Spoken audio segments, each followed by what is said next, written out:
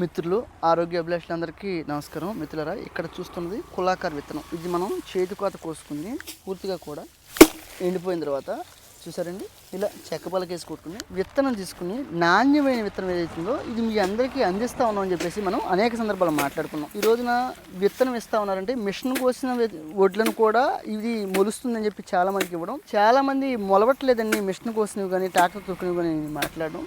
ఈ రోజున విత్తనం అనేది పూర్వం ఇలాగే తీసేవాళ్ళు, ఇదే పద్ధతిలో తీయాలి. చాలా మంది మిత్రులు మేము ప్రకృతి వ్యవసాయం చేస్తామని మాట్లాడినప్పటికీ కూడా చాలా మంది మిత్రులు ఇలా తీయలేని పరిస్థితి అండి.